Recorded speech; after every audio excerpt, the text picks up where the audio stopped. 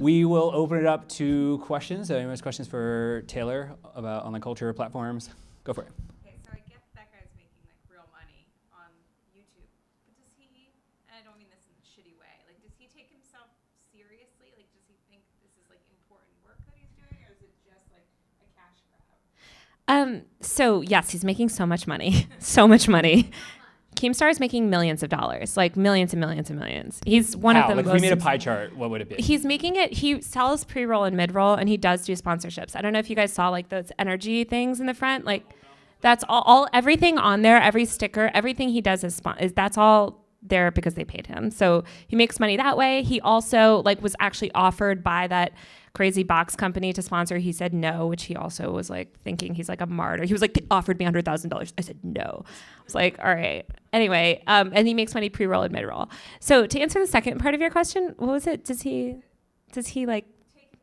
Okay, I would say that I hope that he takes himself seriously, and I talked to him on the reg. I would say I wrote about a profile of him, and he should take himself seriously because this is like a huge market. So he is kind of like competing with other YouTube news channels, but Drama Alert is one of the most successful, and is extreme. Like every YouTuber will give a statement to Drama Alert.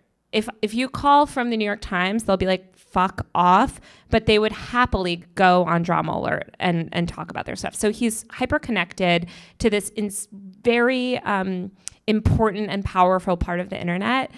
And he breaks news on it. Like you didn't see that there, but he really does do a lot of like actual journalism. And he has a team of 5 other people too that are true journalists. Like they can work at TMZ. Some of them have like done stuff like that. So yeah, it's basically like, I think my headline on the profile of him was like how it's the TMZ of YouTube, and it very much is. I don't think you got a total sense, but go home and Google Keemstar Drama Alert. You'll see he's like problematic in a lot of ways too. But yeah, he's making a lot of money. So. Do you think there's an aspect of like this kind of like influencer marketing thing? So they're projecting, what do you say, $20 or $10 billion something by 2020, is that right? So do you think that's like almost this kind of like micro bubble within like the advertising industry? Like what do you think is gonna? How far do you think it's gonna go? For it's like I work in marketing. Yeah. So like someone would go to me and say like, or like the agency and say, we want to do X, and we are extremely skeptical about it for good reasons and maybe not so good reasons. But like, Yeah. it's like a bubble. Like, what do you think? Yeah, definitely it's in a bubble. I mean, here's the thing. I think nobody paid attention to a lot of these people that had like huge online audiences. And then like a couple years ago, everyone was like, whoa, wait, we can like pay them to do almost anything. So like, let's do that. And then there's this huge bubble around it. I think like, I mean, you work in marketing, so you probably know, I think people are kind of having a reckoning where they're like, oh, a lot of these people actually bought followers, or like a lot of these people can't deliver, or it doesn't matter if this person has 20 million fans if none of them are like moms over the age of 38 that are going to buy our diaper brand or whatever. Like, so I think that now, I think maybe there'll be a contraction in the market just as people get smarter. But I think that advertising with people, like if people have a huge audience, I mean, that's always going to be useful in advertising. So I think people will start treating it maybe more as like celebrity endorsements, or treat it more as like, or like go to like, there's the trend of like micro influencers or whatever, but like it's more peer-to-peer marketing. But yeah, so I think hopefully people get smarter around it. Also the reporting mechanisms around it will get better. I think hopefully people are going to be more like, I want analytics on this success of this campaign. Do you think it's maturing or it will go away? No, it's not going to go away. Okay. No. No, because these people's power is only growing as these platforms proliferate. So no, I don't think it's going to go away. I think it's just like marketers were so quick to be like, yeah, I have an influencer campaign, but like not be like, oh, we spent $10 million on that. Like, what did we get out of it? Nothing, maybe. So like now they're just trying to like recognize it, hopefully. So yeah, I think it's going to be the part of it. Like, you know how marketing, it's like you always allocate money towards like a million different things. I think it'll just be one of that. It got really like buzzy and people were like, oh, but I think it's just going to seem less new, and it's just going to be something that you do as if it makes sense for that particular activation or campaign. I used to work in advertising, but I'm rusty, so I actually don't know. Yeah, anyone else have any questions? What will last longer, the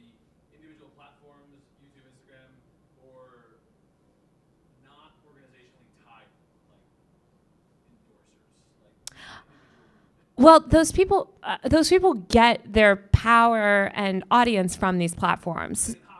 Yeah, they can hop to the next one. Yeah, that's true. Not all of them are successful at that. And I think that actually people didn't realize that you have to hop to the next one until Vine. Like, I think that Vine's demise was like when people were like, oh shit, like these can die. And I wrote a story about what a lot of like up and coming people do, which is basically hop from small platform to small platform to try to blow up. And if you blow up in an app, like you basically want to get enough followers to port it over to a bigger app. And like YouTube is this like final goal because you can monetize there the best.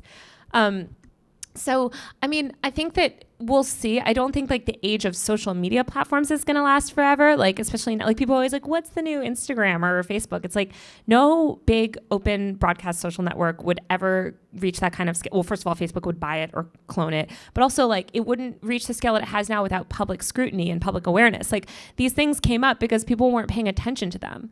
Like when I first started doing like Facebook marketing and like Twitter, I ran like a bunch of Twitter. I did like the Bud Light Facebook page and stuff before I started writing. Or I was writing like Bud Light Facebook captions, but like there was no client oversight. Like people were just like, oh, we hired this 20-year-old to like run our entire Facebook presence. Like now there's like so much awareness around it and stuff. So I think that like there's a lot of new industries that are probably coming up behind it that people aren't paying attention to that are going to eclipse that. And also just these big open social platforms are not going to last forever because they're toxic and the people that run them are inept. So it's like not going to be there. Do you view like a fracturing of a bunch of little platforms? Are we thinking about this like there'll be platforms forever and there won't be? What do you? No, I mean people are always going to use the internet to communicate and connect. I think that like closed systems are more popular. Like, do you guys know Discord? Does anybody use Discord? The voice chat. It's a right. It's you can voice chat. It's like a chat app basically. But there's a lot of like closed communities on it. It's a lot of like centered around gaming. It was initially but it's mostly like everything. Like I'm in a pet bird community on there. That's great. Like you don't have to be. I don't have a pet bird, but I aspire to.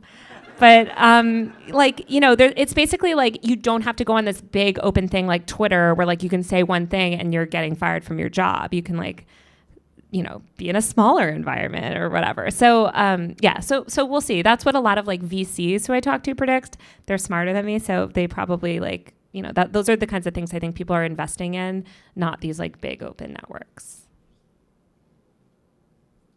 You talk to creators.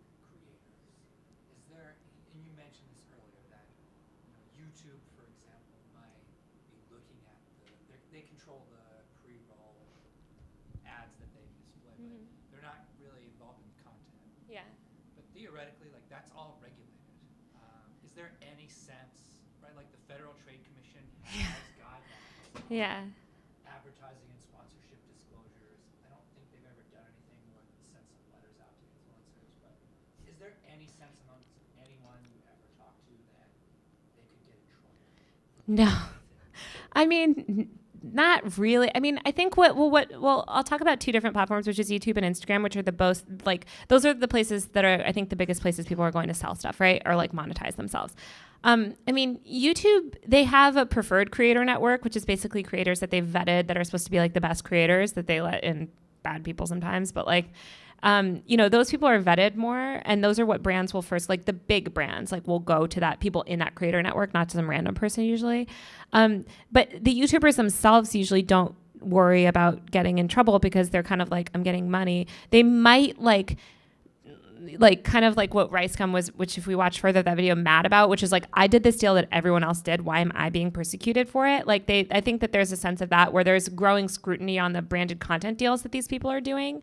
And same thing with Instagram. I think that like people are more, maybe more aware that if they partner with a bad person, they could get bad media. But it doesn't seem from anyone I've ever talked to that they've worried about getting in trouble with the FTC or something. Like they don't even care, because I wouldn't care either. Like the chances of you getting your channel regulated are like basically none. But somebody could write a bad blog post and that could affect your business in a more pertinent way. So I think they're more scared of like that, I guess.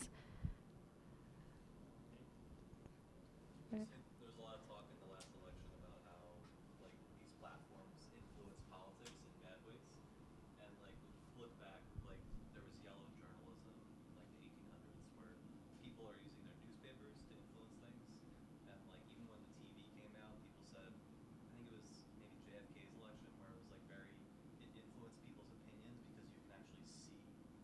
Yeah. politician looks like.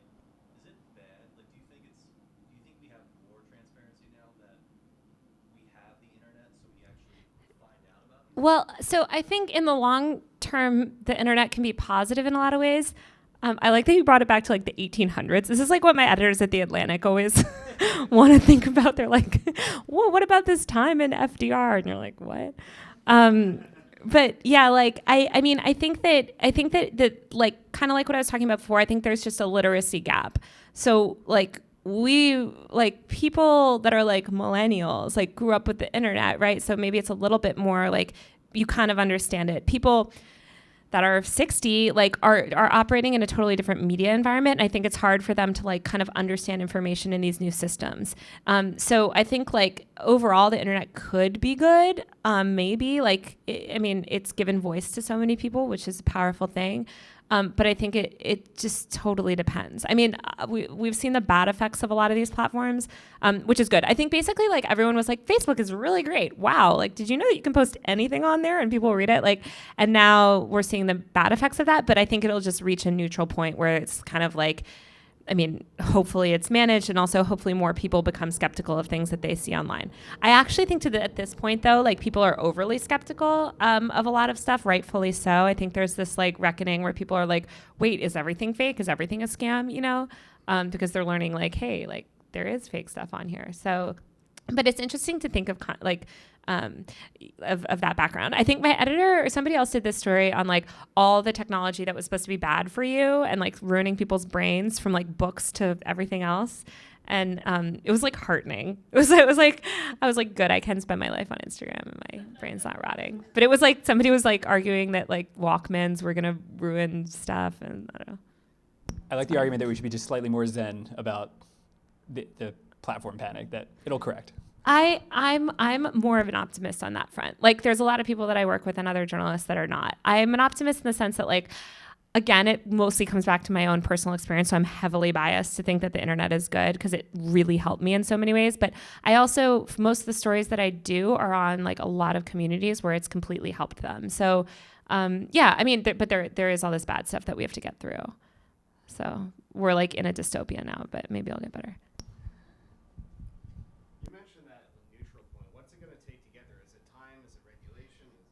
Both of those, time, regulation, and literacy. So I think like time, where just like more people come of age in using these platforms. Regulation, absolutely, because right now there's no oversight on any of this. But it's also like the regulators don't know what the internet is. Like, I don't know how many of you guys watched the Zuckerberg hearings, but like it was so painful. They were like, so I have an iPhone. Like, but I get ads. Like, what? Like, it's just like, so you can't regulate something that you completely don't understand. And there's basically not a lot of people in Washington politics that understand the internet. So, yeah. And then literally see in the sense of like people really understanding things and learning how to fact check and learning like what looks suspicious and what doesn't look suspicious. So it's going to be a little while. Sean, you choose.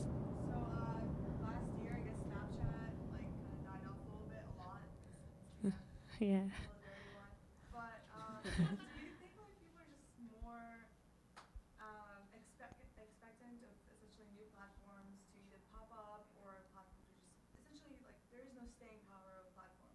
Like I think I speak to a lot of content producers and creators on Instagram who are like, yeah, I'm kind of pushing people away from Instagram because I don't know the longevity of it. So I'd love to hear your thoughts on how long do you think Instagram will be here for, and like. Give us an over-under on Instagram's lifespan. Well, I know, right? No, I think that's a good point. I mean, that's what I would caution every creator to do, is not depend. It's the same thing with media companies, right? Like you always want to own your audience. If you depend on this platform for all of your distribution and monetization options, like you're going to get fucked because no platform is relevant. Like I didn't have MySpace, but whatever was before MySpace, like Friendster, like all of those things went away, right? Like Facebook is basically becoming kind of irrelevant now. Like it's just kind of this big behemoth that people like don't really put their identities on anymore. So Instagram is not going to be there forever either. Snapchat, I think, went under. I mean, it still hasn't gone over it, but it's so bad right now because Evan is a bad CEO. So I wrote about that a lot. So like that, he did that to himself. but it wasn't time that got him. It was his idiot management style. But like, you know, in terms of Instagram, I don't know. Like, and that also depends on the management. So Adam Mosseri, their new CEO, just came from Facebook. He's great. So, you know, maybe he'll be able to extend it. But it requires a lot of smart product decisions. Yeah, right. And I think that more platforms are recognizing the power of their creator networks and users. So, you know, you don't want to alienate these people that are driving the majority of engagement on your platform. That's like a bad idea from a business standpoint. But from a creator perspective, I think that hopefully like more creators also, I think, are hedging. Like you're right in the sense that they're like, yeah, like follow me this, do this, or like just subscribe to my Patreon where like I own your contact information and I'm getting a directly fee from you, you know? I do think more creators will adopt that Patreon type model where they're getting direct money, and they're trying to rely less on these platforms. Anyway. So presuming that most people access social media platforms through their phones, like how relevant is the built environment, like the physical space that we live in, to social media platforms, and like where do you see the most overlap between the two? Wait, what do you mean the space we live in? Yeah. This is an interesting one. Wait, how relevant is it? What do you mean? Wait, just sorry. Like, if you're just purely existing through a phone, yeah. right? Like, how relevant is the actual physical? Does reality matter? Oh, yeah. Good point. That's interesting. So F8, which is the Facebook Developer Conference a couple years ago, they always have this really crazy cool technology, and then you're like, email the press person, like, when is it coming out? And they're like, maybe never. It was just a concept. But they had this thing where you can text from your mind to your phone, and it was actually being developed for people. Yeah, it was like being developed for people with disabilities. So this is this woman who used to be at DARPA at Facebook. Now she's actually just left Facebook, but like developing this technology. And I saw it and I was like, oh my God, like give it to me now. Like I have carpal tunnel. Like I need this, right? And anyway, they're like, that's like 5-10 years from now or whatever. But like it did change my mind about the way we interact with our phone. I mean, I had Google Glass, RIP, but like I didn't wear it, but I just got it for like a story. But For a friend. Yeah, it was for a friend. But like I do think that like things that we do on our phone will be integrated more into our environment and also more into like, you know, wearables and stuff, for lack of a better word. Yeah. Right now, I'm not at CES, but I was at CES last year. Do you guys know what CES is? Like Consumer Electronics Show. Well, they have like smart fridges and everything everywhere.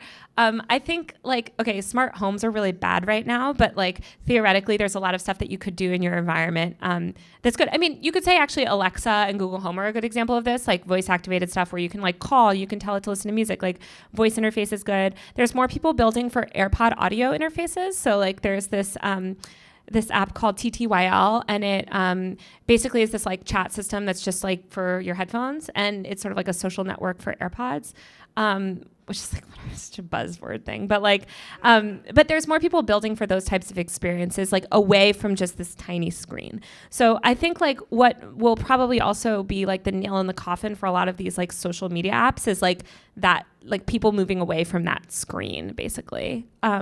And yeah, but I don't know. I live in like a shitty Brooklyn walk-up, so I have no smart home capabilities. It's hard to think about, but. Last question. So I'm curious about these YouTubers as celebrities to whom people form emotional attachments, like the same way a 90s kid would still get really excited about the Spice Girls are united or something like that. Yeah. But I guess will today's teens, as they age, maintain the same emotional attachments to the YouTubers? Oh, YouTube nostalgia tours. Yes. Wait, but I didn't even think about this. Oh my God. Okay, so, well, I actually think it's like sort of timeless to, they always talk about like parasocial relationships, which people have now. I'm sure like all of us probably have it too. It's like a person that like you follow that you almost feel like you know, because it's like you kind of like know so much about their intimate life kind of.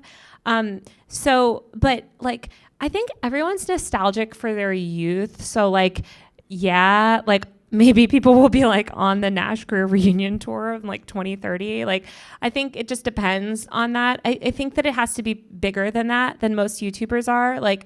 I think like famous people define a cultural moment. And so like if whatever like like group of famous people define that cultural moment, like people are nostalgic for it. So like, okay, maybe you're nostalgic from like 2010. Like I like have nostalgia for all of this old Tumblr stuff. Or like I was on this Flickr, Corey Sika, who's the style editor of the New York Times, tweeted out this thing last night. It was a Flickr photo of like Tumblr writers IRL.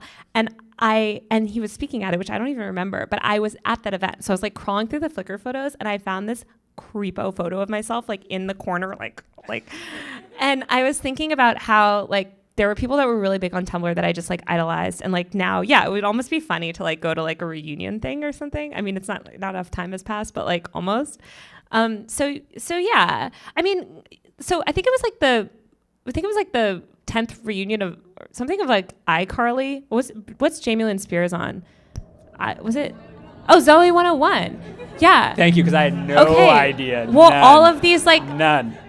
Yeah, all of these like You looked at me like, you know, Jamie. no, oh my God. Well, like all of these like I have a lot of like just like younger siblings or people's friends' kids or like some kid that I've talked to, like I'll like mutual follow them on Instagram. And so my Instagram feed, like my main Instagram feed is just like a weird mix. But all of these kids were posting like, oh my God, like Zoe 101, it's been 10 years or something, or like some like nostalgia thing of it. And I was like, what? Like, but it's kind of like how High School Musical, like, you know, you'll be like, oh my God, that was like 10 years ago.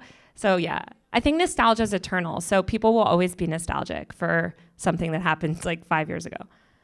All right, last question. Do you ever talk to any of these YouTubers' mothers, and what are their thoughts, and how? Great final question. Tell me everything.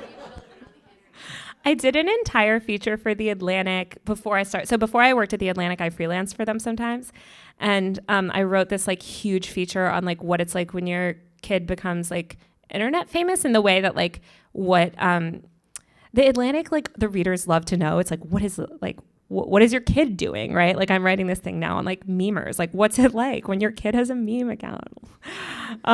So like this one was actually more, it was like that. It was like these kids that had blown up. One of them was actually on Musical.ly. 2 were on YouTube. One was on YouNow, which is kind of a relevant live streaming platform. And then one I think was on maybe Instagram or something else. Or no, Vine. He was Vine star. Brent Rivera. Who's now on YouTube. But anyway, the parents were all really proud of them. I mean, as they should be. Like, these are kids that, like, I mean, I think there's tension if your kid is making a lot of money, like, as any kid in, like, sports or entertainment. Like, some of these kids, like, become, like, they have a huge amount of, like, power when they're young because they have a lot of money. But for the most part, like, I mean, it's you want to see your kid happy and see them succeed. I mean, I've interviewed Jake Paul's parents. They're both very proud of him. To a fault, you know. I think like parents are like very supportive of their kids for the most part.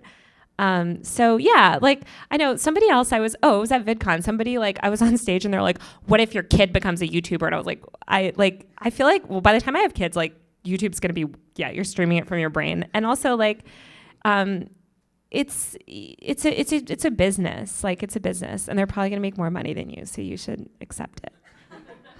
Cool. Well, I just want to issue a few thank yous. Thank you for Andrew for taping all the way in the back. Thank you to my wife, Allison, for manning the booth. Thank you to all you for coming. And please join me in thanking Taylor for coming down from New York to join us today. Thank Thank you you very, very much for coming.